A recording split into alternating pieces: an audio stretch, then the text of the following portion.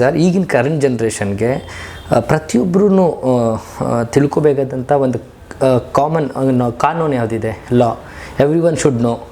ಇದನ್ನು ತಿಳ್ಕೊಂಡಿರಲೇಬೇಕಾದಂಥದ್ದು. ಏಕೆಂದರೆ ಎಷ್ಟೋ ಒಂದು ಕಡೆ ಮಿಸ್ಗೈಡ್ ಆಗ್ತಿದೆ.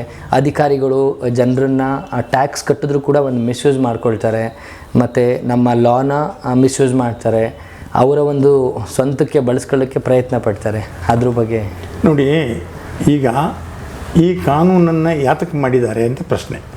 ಕಾನೂನನ್ನು ಜನರ ಸದುಪಯೋಗ ಮಾಡಿದ್ದಾರೆ. ಈ ಸದುಪಯೋಗ ಆಗ್ತಾ ಇದೆ ಇಲ್ಲೋ ಅಂತ ಒಂದು ಪ್ರಶ್ನೆ. ಎಷ್ಟು ಮಟ್ಟಿಗೆ ಆಗ್ತಾ ಇದೆ ಅಂತ. ಇದನ್ನು ದುರುಪಯೋಗ ಆಗ್ತದೆ ಹೊರತು ಸದುಪಯೋಗ ಆಗ್ತಾ ಇಲ್ಲ. ನಿಮಗೆ ಚಿಕ್ಕದೊಂದು ಘಟನೆ ಹೇಳ್ತೇನೆ. ಕಾಮರಾಜನಾಡವರು ತಮಿಳುನಾಡಿನ ಮುಖ್ಯಮಂತ್ರಿ ಆಗಿದ್ದರು. ಈ ಮಂತ್ರಿಗಳ ದರ್ಶನದಿಲ್ಲ, ಧರ್ಮ ದರ್ಶನಗಳಂತ ಮಂತ್ರಿಗಳು ಹೋಗ್ತಿದ್ದಲ್ಲ, ಅದನ್ನು ಅವರೇ ಸ್ಟಾರ್ಟ್ ಮಾಡಿದಾಗ ವಿರುದ್ಧನಗರ ಅವರ ಊರಿಗೆ ಹೋದಾಗ ಒಬ್ಬ ಹಳ್ಳಿಯವನು ಬಂದು ಒಂದು ಅರ್ಜಿ ಕೊಟ್ಟ, ಸರ್ ಈ ರೀತಿ ಇದೆ ಅಂತ. ಕಾಮರಾಜ್ ನಾಡವ್ರಿಗೆ ಓದಕ್ಕೆ ಬರಲ್ಲ. ಪ್ರೈವೇಟ್ ಸೆಕ್ರೆಟರಿ ಜೊತೆಗಿದ್ದರು, IAS ಆಫೀಸರು, ಅವರು ಕೊಟ್ಟರು ಇದನ್ನು ಓದು ಅಂತ. ಓದಿ ಆದಮೇಲೆ ತಲೆಗೆ ಆಯಿತು, ವಿಚಾರ ಇದೆ ನೋಡೋಣ. ಅವನಿಗೆ ಹೇಳಿದ್ರೆ, ನೋಡಪ್ಪ ಇವತ್ತಿನ ತಾರೀಕು 5, ನಾನು 15ನೇ ತಾರೀಕಿಗೆ ಇಲ್ಲಿ ಬರ್ತೀನಿ, ನೀನು ಬಾ ನೀನು ಅಂತೇಳಿ ಅವ್ರನ್ನ ಹೇಳಿ ಕಳಿಸಿ ಅಧಿಕಾರಿಗೆ ಅದನ್ನು ಕೊಟ್ಟು ಅವ್ರಿಗೆ ಹೇಳಿದ್ರು ಇದ್ರ ಬಗ್ಗೆ ಒಂದು ರಿಪೋರ್ಟ್ ರೆಡಿ ಮಾಡು ಅಂತ. ಅಲ್ಲಿಂದ 15ನೇ ತಾರೀಕಿಗೆ ಬಂದಾಗ ಕಾಮರಾಜನವರು ಕೇಳಿದ್ರು. ಅವ್ನು ಬಂದ ಹಳ್ಳಿ ಅವನು, ಏನಪ್ಪ ಅಂತ, ಸರ್ ನಿಮಗೆ ಅರ್ಜಿ ಕೊಟ್ಟಿದ್ದಲ್ಲ ಸರ್ ಅದ್ರ ಬಗ್ಗೆ. ಏನಾಯಿತು ಅದನ್ನು ಅಂತೇಳಿ ಅವನು 8 ಬಗ್ಗೆ ಇದನ್ನು ಮಾಡಲಿಕ್ಕೆ ಆಗೋದಿಲ್ಲ ಅಂತ ಬರ್ಕೊಟ್ಟ. ಯಾರು IAS ಅಧಿಕಾರಿ ಇದನ್ನು ಹಳ್ಳಿಯ ಒಂದು ಕೆಲಸದಲ್ಲಿ ಮಾಡಲಿಕ್ಕೆ ಆಗಲ್ಲ ಅಂತ ಬರ್ಕೊಟ್ಟ. ಕಾಮರಾಜನ ತಲೆ ನೋಡಿ, ವಿದ್ಯಾಭ್ಯಾಸ ಮಾತ್ರ ಅಲ್ಲ, ಅವರಿಗೆ ಬುದ್ಧಿವಂತಿಕೆಯನ್ನು ಪ್ರಧಾನಮಂತ್ರಿಗಿಂತ ಜಾಸ್ತಿ ಇತ್ತು ಅಂತ ಹೇಳ್ತೀನಿ ನಾನು. ಅಷ್ಟು ಮಟ್ಟಿಗೆ ಇದೆ. ಅವಾಗ ಕೇಳಿದ್ರು, ಇದನ್ನೇನಾದರೂ ಬದಲಾವಣೆ ಮಾಡಲಿಕ್ಕೆ ಆಗ್ತದೇನಪ್ಪ ಅಂತ IAS ಅದನ್ನು ಕೇಳಿದ್ರು. ಸರ್ ಆಗೋದಿಲ್ಲ ಸರ್, ಮಾಡಲಿಕ್ಕೆ ಆಗಲ್ಲ. ನಿನ್ನನ್ನು ಬದಲಾವಣೆ ಮಾಡ್ಬೋದಾ ಅಂತ ಕೇಳಿದ್ರು. ನಡೆದ ವಿಚಾರ ಹೇಳ್ತೀನಿ ನಾನು. ಸರ್, ಸ್ವಾಮಿ ನೀವು ಮುಖ್ಯಮಂತ್ರಿ ಇದ್ದೀರಿ, ನೀವು ಯಾಕೆ ಬೇಕಾದ್ರೆ ನನ್ನನ್ನು ಬದಲಾವಣೆ ಮಾಡ್ಬೋದು ಅಂತ. ಆಯ್ತಾ, ಹಾಗೆ ಇರಲಿ ಕೊಡೋದು. ಪೇಪರ್ ತೊಗೊಂಡು ತನ್ನ ಜೋಬಿಗೆ ಹಾಕ್ಕೊಂಡ್ರು ಅಂತಂದ್ಬಿಟ್ಟು ಅವ್ರಿಗೆ ಹೇಳಿ, ನೋಡಪ್ಪ ನಿನಗೆ ಮತ್ತೆ ನೀನು ಕಮ್ಯುನಿಕೇಟ್ ಮಾಡ್ತೇನೆ ಅಂತೇಳಿ ಹಳ್ಳಿಯವನಿಗೆ ಕಳಿಸ್ತರು. ತಮಿಳ್ನಾಡಿಗೆ ಬಂದುಬಿಟ್ಟು ಮೆಡ್ರಾಸಿಗೆ ಬಂದು, ಮೆಡ್ರಾಸ್ನಲ್ಲಿ ಅದನ್ನು ಅವರ ರಿಪೋರ್ಟ್ ಅಲ್ಲ ಏನು ಬರೆದು ಕೊಟ್ಟಿದ್ದ ಅದನ್ನು ಇನ್ನೊಬ್ಬ IAS ಆಫೀಸರ್ಗೆ ಕೊಟ್ಟರು. IAS ಆಫೀಸರು 12 ಈ ರೀತಿ ಮಾಡ್ಬೋದು ಅಂತ ಬರ್ಕೊಟ್ಟ. ಏನಾಯಿತು, ಅವನಿಗೆ ಕಾಗದ ಪತ್ರ ಬರೆದು ಮೆಡ್ರಾಸಿಗೆ ಕರೆಸಿ ಬಸ್ ಫೇರು, ಹೋಟೆಲು, ಊಟ ತಿಂಡಿ ಎಲ್ಲ ಕೊಟ್ಟು ಆ ಆರ್ಡ್ರನ್ನು ಕೈಗೆ ಕೊಟ್ಟು, ನೀನು ಹೋಗಪ್ಪ ಡೆಪ್ಟಿ ಕಮಿಷನರ್ ಹೋಗಿ ನೋಡು ನಿಮ್ಮ ಜಿಲ್ಲೆಯಲ್ಲಿ ನಾನು ಈಗಾಗಲೇ ನೇರವಾಗಿ ಕಳಿಸ್ಕೊಟ್ಟಿದ್ದೀನಿ, ಏರ್ಪಾಡು ಮಾಡು ಅಂತ ಕಳಿಸಿದೆ. ಈಗ ಇದೆರಡಕ್ಕೂ ವ್ಯತ್ಯಾಸ ಏನಾಗ್ತದೆ. ನನಗೇನು ಭಾಳ ಹೆದರಿಕೆ ಆಗ್ತಿರೋದಂದರೆ IPS IAS ಆಫೀಸರ್ಗಳಿಗೆ ಟ್ರೈನ್ ಕೊಡುವಾಗಲೇ ಆಗಬಾರ್ದು ಅಂತ ಹೇಳೋದನ್ನು ಸೇರಿಸಪ್ಪ ಅದಕ್ಕೆ ಅಂತ ಹೇಳ್ತಾರಾ ಅಂತ. ಹೇಗೆ ಕಾನೂನು ಮಾಡಿದೆ ಯಾರ ಅನುಕೂಲಕ್ಕೆ, ನಮ್ಮ ಅನುಕೂಲಕ್ಕೆ. ಈಗ ರೆವಿನ್ಯೂ ಅಲ್ಲಿ ಏನಾಗಿದೆ ಅಂತ ಹೇಳಿದ್ರೆ, ನಾನು ಇಷ್ಟು ವರ್ಷ ಲಾಯರ್ ಆಗಿದ್ದು ನನಗೂ ಇನ್ನೂ ಅದು ಪೂರ್ತಿ ಹಿಡಿತ ಸಿಕ್ಕಿಲ್ಲ. ಅಷ್ಟು ಮಟ್ಟಿಗೆ ಕಾನೂನನ್ನು ಬದಲಾವಣೆ ಮಾಡ್ಕೊಂಡು ಹೋಗಿದ್ದಾರೆ. ಈ ಕಾನೂನನ್ನು ಬದಲಾವಣೆ ಮಾಡ್ಕೊಂಡು ಹೋಗಿದ್ದು ಕನ್ಫ್ಯೂಸ್ ಮಾಡಿ ಇಟ್ಟಿದ್ದರಿಂದ ಈಗ ಜಡ್ಜಿಗಾಗಲಿ ನಮಗಾಗಲಿ ನೇರವಾಗಿ ಅದನ್ನು ಅರ್ಥನೇ ಆಗೋದಲ್ಲ, ಅಷ್ಟು ಮಟ್ಟಿಗೆ ಬರೆದಿದ್ದಾರೆ. ಇದು ಕೊನೆಯಲ್ಲಿ ಇದಕ್ಕೆ ಅಂತ ಸಿಂಪ್ಲಿಫೈ ಮಾಡ್ಬೋದು, ಅದನ್ನು ಪೂರ್ತಿ ಜನರಿಗೆ ಅರ್ಥ ಮಾಡುವಾಗೇನು ಜನರ ಸದುಪಯೋಗಕ್ಕೆ ಅದನ್ನು ಬಳಸ್ಕೊಳ್ಬೇಕು ಅಂತ ಹೇಳೋದನ್ನು ಮಾಡಬಹುದು.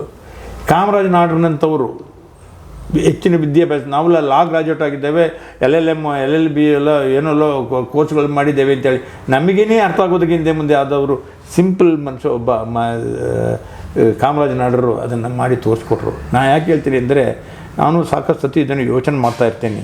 ಇದನ್ನು ಸದುಪಯೋಗಪಡಿಸೋದಕ್ಕೆ ಹೇಗೆ ಮಾಡಿಕೊಳ್ಬೇಕು ಅಂತ ಹೇಳೋದ್ರ ಬಗ್ಗೆ ಮಾಧ್ಯಮದ ಪಾತ್ರ ಬಂದಾಗಲೂ ನಾನು ಅದನ್ನು ಮಾತಾಡಲಿಕ್ಕೆ ಇಷ್ಟಪಡ್ತೇನೆ.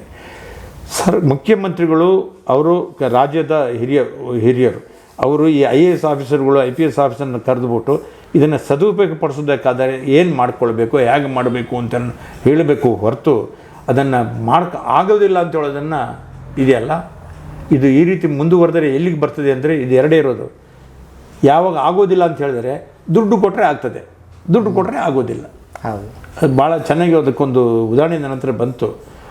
ಏನು ಮಾಡಿದ್ರು, ಇವನು ಬರ್ಕೊಟ್ಟ, ಇವನು ಅಧಿಕಾರಿ ಒಬ್ಬ ಸಬಾರ್ಡಿನೇಟ್ ಅಧಿಕಾರಿ, ನಾಟ್ ಅಪ್ರೂವ್ಡ್ ಅಂತ ಬರ್ಕೊಟ್ಟ. ನಾಟ್ ಅಪ್ರೂವ್ಡ್, NOT ಅಪ್ರೂವ್ಡ್ ಅಂತ ಕೊಟ್ಟ. ಇವನು ಪ್ರೈವೇಟ್ ಸೆಕ್ರೆಟರಿ ಮಂತ್ರಿಯವ್ರು ಕೇಳಿದ, ನೋಡಪ್ಪ ನೀನು ದುಡ್ಡು ಕೊಟ್ಟರೆ ಏರ್ಪಾಡು ಮಾಡಿಕೊಡ್ತೇನೆ. ಇಲ್ಲ ಸರ್, ಅದು ಬರ್ದಾಗಿದೆ ಸರ್, ನಾಟ್ ಅಪ್ರೂವ್. ಅದು ನಿನ್ಗೆ ಯಾಕೆ, ನೀನು ದುಡ್ಡು ಕೊಡು 15 ಲಕ್ಷ ಕೊಡು ನಾನು ಮಾಡಿಕೊಡ್ತೀನಿ ಅಂತ ಹೇಳಿದೆ.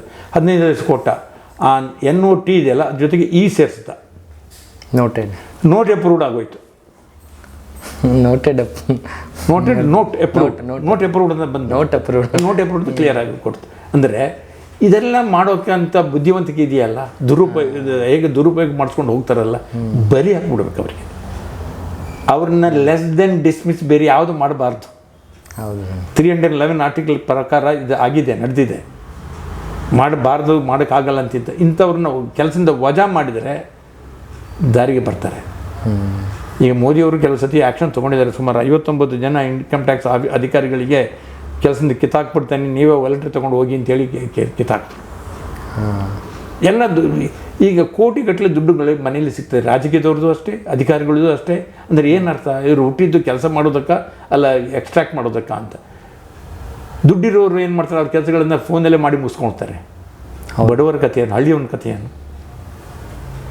ಮಂತ್ರಿ ಹತ್ರ ಇಂಟರ್ವ್ಯೂ ಸಿಗೋದಿಲ್ಲ ಅವರಿಗೆ. ಪ್ರಪ್ರಥಮವಾಗಿ ಸಿಕ್ಕಿದ್ರು ಆಯ್ತಪ್ಪ ನೋಡ್ತೇನೆ ಮಾಡ್ತೇನೆ, ಅದಕ್ಕೆ ಅರ್ಜಿ ಕೊಟ್ಟು ಹೋಗು ಅಂತ ಅವನು ಯಾರು ಸೆಕ್ರೆಟರಿ ಕೊಡ್ತಾನೆ, ಸೆಕ್ರೆಟರಿ ಅವನು ಇನ್ನೊಬ್ಬನಿಗೆ ಫಾರ್ವರ್ಡ್ ಮಾಡ್ತಾನೆ. ಅದೆಲ್ಲ ಅಲ್ಟಿಮೇಟ್ಲಿ ಅಲ್ಲೇ ಉಳ್ಕೊಳ್ತೇನೆ. ಈಗ ಒಂದು ಕಂಪ್ಲೇಂಟ್ ಕೊಡ್ತೀನಿ, ಉದಾಹರಣೆಗೆ ಒಬ್ಬ ಸಬ್ ಇನ್ಸ್ಪೆಕ್ಟರ್ ಆಗಲಿ ಅಥವಾ ಒಬ್ಬ ತಹಸೀಲ್ದಾರ್ ಮುಂದೆ ನಂದು ಕಂಪ್ಲೇಂಟ್ ಕೊಡ್ತೇನೆ.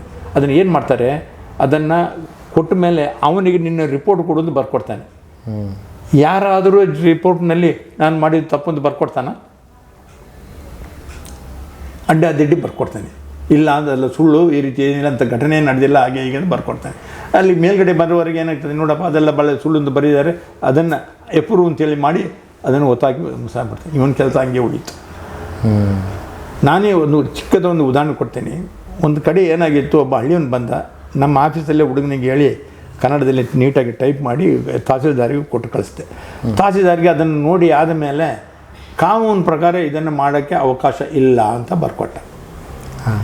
ಅದು ಬರ್ಕೊಟ್ಟ ಮೇಲೆ ಆ ಅರ್ಜಿನ ತೊಗೊಂಡು ನಾನು ನಮ್ಮ ಆಫೀಸಿಂದ ಒಂದು ನೋಟಿಸ್ ಕಳಿಸ್ದೆ ಯಾರಿಗೆ, ತಹಸೀಲ್ದಾರಿಗೆ. ಯಾವ ಕಾನೂನು ಪ್ರಕಾರ ಆಗೋದಿಲ್ಲ ಅಂತ ಬರ್ಕೊಟ್ರೆ ಅದಕ್ಕೆ ಸದುಪಯೋಗದ ರಿಪ್ಲೈ ಕೊಡ್ಬೋದು ಅಂತ. ಅವನಿಗೆ ಉತ್ತರ ಕೊಡಲಿಕ್ಕೆ ಆಗಲಿಲ್ಲ ಏನು ಅಂತ. ಕಡೆಗೆ ಅವನು ತಹಸೀಲ್ದಾರ್ ನಮ್ಮ ಆಫೀಸಿಗೆ ಬಂದ. ನನಗೆ ಗೊತ್ತಿತ್ತು ತಹಸೀಲ್ದಾರ್ ಯಾರೋ ತಹಸೀಲ್ದಾರ್ ಬಂದಿದ್ದಾರೆ ಅಂತ. ಅವ್ನು ಕೂತ್ಕೊಳ್ಳೋಕ್ಕೆಲ್ಲಪ್ಪ ಅಂತೇಳಿ ಹುಡುಗನ ಕರೆಸಿ, ಯಾರೇ ನೋಟಿಸ್ ಕೊಡಿಸಿ, ಏನು ರೀ ನೋಟಿಸ್ ಅದು ಅಂತ ನಾನೇ ಕಳಿಸಿದ್ದೆ. ಆದರೂ ಅವನಿಗೆ ತೋರಿಸ್ಕೊಳ್ಳೋಕ್ಕೆ ಹೋಗಲಿಲ್ಲ. ಸರ್ ಹೀಗೆ ಆಗಿದೆ ಅಂತ. ಏನು ಮಾಡಬೇಕು ಅಂತ ಕೇಳಿದೆ. ನೋಡಿ ಈ ರೀತಿಯಲ್ಲೇ ನೋಟಿಸ್ ಕಳಿಸಿದ್ದೀರಿ ಸರ್ ಅಂತ. ಹೌದು, ಮತ್ತು ನೀನು ಕಾನೂನು ಅಂತ ಬರ್ಕೊಡಿದೆ, ಏನು ಅಂತ ಕಳಿಸ್ಬಿಡಿ, ಇಲ್ಲದ್ರೆ ಅದನ್ನು ಬಂದೋಬಸ್ತ್ ಮಾಡಿದ್ರೆ ಯಾಕೆ ಮಾಡಲಿಲ್ಲ ನೀವು? ಹೌದು.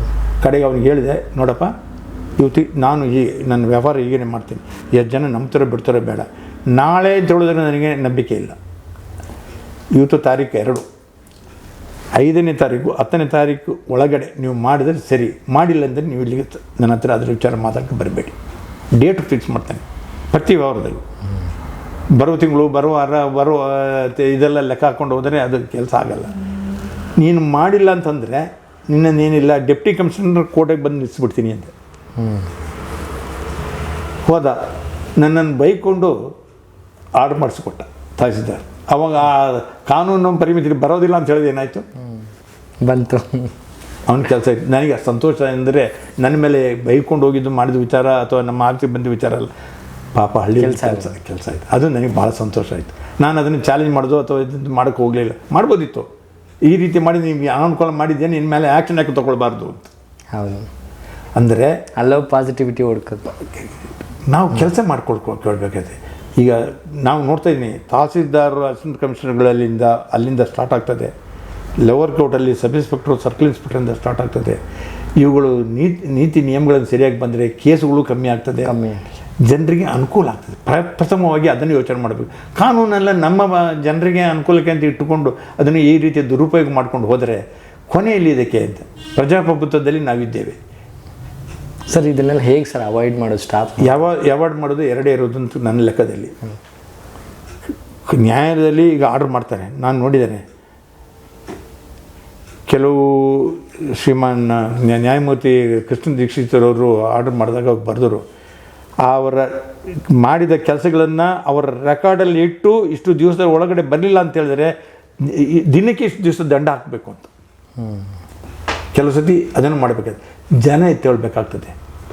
ನಮ್ಮ ರಾಜಕೀಯದವರು ಇದ್ದಾರಲ್ಲ, ನನಗೆ ಅವರ ಮೇಲೆ ನಂಬಿಕೆ ಹೋಗ್ತಾ ಇದೆ.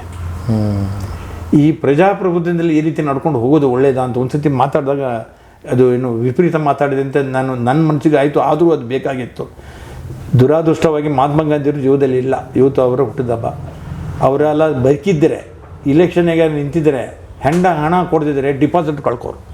ಹೌದು. ಮಹಾತ್ಮ ಗಾಂಧಿಯವರು ಆ ಪರಿಸ್ಥಿತಿಗೆ ಜನ ತಂದಿಟ್ಟಿದ್ದಾರೆ ನಮ್ಮ ರಾಜಕೀಯದನ್ನು. ಅದಕ್ಕೆ ನಮ್ಮ ರಾಜಕೀಯದವರಿಗೆ ಏಜ್ ಲಿಮಿಟ್ ಒಂದು, ಎರಡನೇದು ಇದು ವಿದ್ಯಾಭ್ಯಾಸ ಇರಬೇಕು, ಅದರ ಬಗ್ಗೆ ಸದುಪಯೋಗ ಮಾಡಿಕೊಳ್ಳೋಕ್ಕೆ ಹೇಗೆ ಬಳಸ್ಕೊಳ್ಬೇಕು ಅಂತ ಹೇಳೋದನ್ನು ಮಾಡಬೇಕು.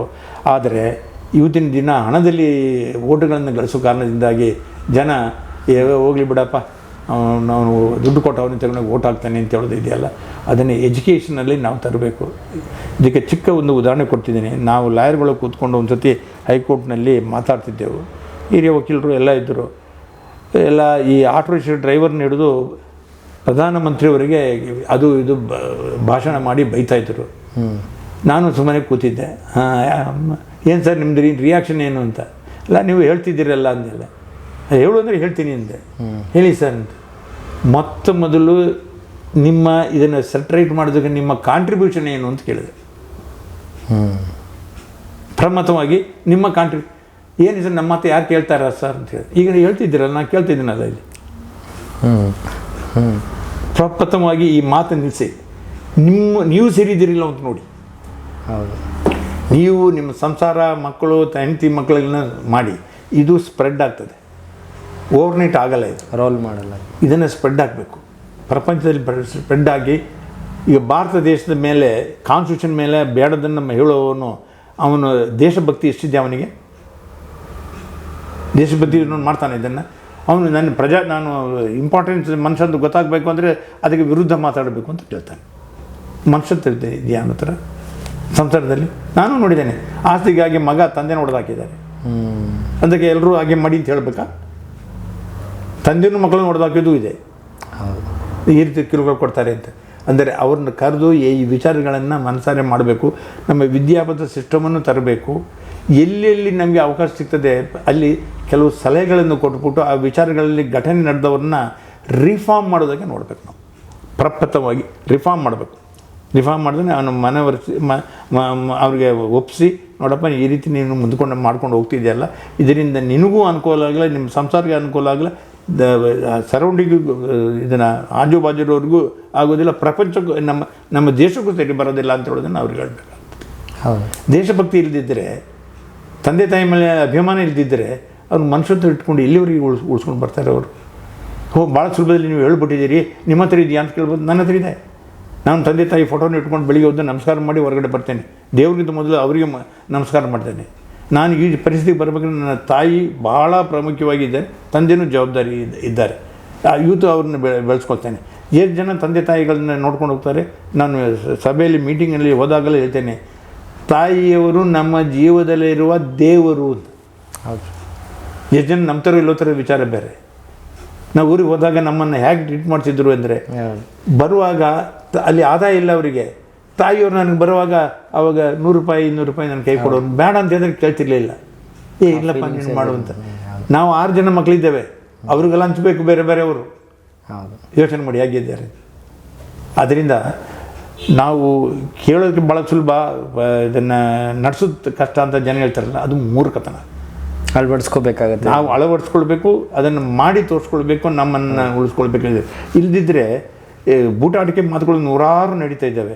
ಪ್ರಾಕ್ಟಿಕಲ್ ಲೈಫ್ ಲೀಡ್ ಮಾಡೋದನ್ನು ನಾವು ಕಲಿಬೇಕು. ನಾನು ಯಾರು, ನಾನು ಹೇಗೆ ಇದನ್ನು ಬೆಳೆಸ್ಕೊಂಡು ಬೇಕು ಅಂತ. ಈಗ ನಾವು ಇಲ್ಲಿ ಇದು ಕ್ಲಬ್ಬಲ್ಲಿ ನಾನು ಅಧ್ಯಕ್ಷನಾಗಿ ನಾನು ಸುಮಾರು 12 ವರ್ಷ ಅಂತ ಹೇಳ್ತೇನೆ. ಈ ಲೋಕ್ಯಾಲಿಟಿಗೆ ನಾನು ಬೆಳೆಸ್ಕೊಂಡು ಬರೋದಕ್ಕೆ ನೋಡ್ತಾ ಇರ್ತೇನೆ, ಹೇಗೆ ಇದನ್ನು ಉದ್ಧಾರ ಮಾಡ್ಕೊಳ್ಬೇಕು. ಅಲ್ಲಿ ಡ್ರೈನೇಜ್ ಬ್ಲಾಕ್ ಆಗಿತ್ತು, ಅದನ್ನು ಕ್ಲಿಯರ್ ಮಾಡೋದಕ್ಕೆ ನನ್ನ ಸ್ನೇಹಿತರಿಗೆ ಯಾರಿಗೋ ಫೋನ್ ಮಾಡಿ ಹೇಳಿ, ಪಾಪ ಮಂಜುನಾಥ್ ಪ್ರಸಾದ್ ಅವರು BBMP ಕಮಿಷನರ್ ಆಗಿದ್ದರು. ಅವ್ರಿಗೆ ಕೇಳಿದಾಗ ಅವ್ರು JCB ಅಂತ ಕ್ಲಿಯರ್ ಮಾಡಿದ್ರು. ರೈಲ್ವೆ ಟ್ರ್ಯಾಕ್ ಇದೆಲ್ಲ ಒಂದು, ಅದರ ಕೆಳಗಡೆಯಲ್ಲಿ ಬ್ಲಾಕ್ ಆಗಿದೆ ಕಂಪ್ಲೀಟ್, ಭಾಳ ವರ್ಷದಿಂದ ಮೇಲೆ.